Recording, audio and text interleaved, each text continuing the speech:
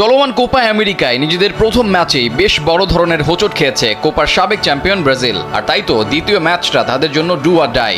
এমন অবস্থায় কাদের উপর ভরসা রাখবেন কোচ ডোরিভাল জুনিয়র? প্রস্তুতি ম্যাচের একাদশ থেকে একাধিক পরিবর্তন নিয়ে মাঠে নেমে কোস্টারিকার সাথে ব্যর্থ ডোরিভাল এই ম্যাচেও আনবেন পরিবর্তন, তা সহজেই অনুমান করা যায়।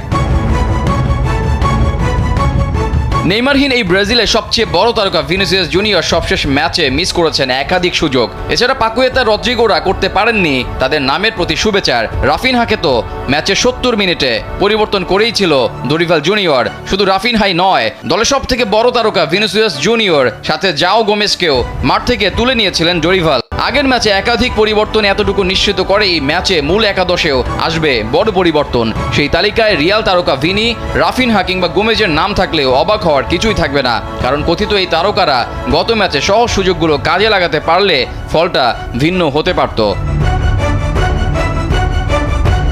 ব্রাজিলের আক্রমণ ভাগের পরিবর্তন মোটামুটি নিশ্চিত, তবে ব্রাজিলের ডাগআউটে থাকা এন্ড্রিক, সাভিও আর মার্টিনেলির মধ্যে কাকে রেখে কাকে খেলাবেন তা নিয়ে বেশ মধুর সমস্যায় পড়তে পারেন ডোরিভাল জুনিয়র। ব্রাজিলের এই মাস্টারমাইন্ড যে ডিফেন্সে তেমন কোনো পরিবর্তন আনবেন না তা অনেকটা নিশ্চিতভাবেই বলা যায়, কারণ গত ম্যাচেই হয়েছে দুটি পরিবর্তন, সবকটি ডিফেন্ডিং লাইনে।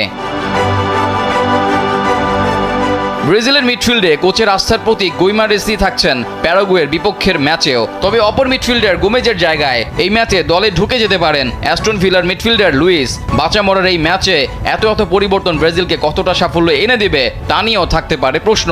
তবে বাস্তবতা হচ্ছে দলে থাকা ব্রাজিলের সব তারকা ফুটবলার কেউই নেই নিজের চেনা ছন্দে।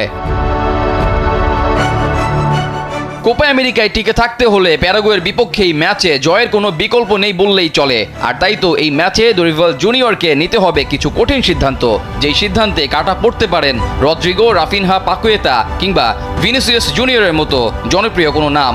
এই ম্যাচেও গোলকিপিং পজিশনে ডোরিভাল আস্থা রাখবেন অ্যালিসন বেকারের উপরেই।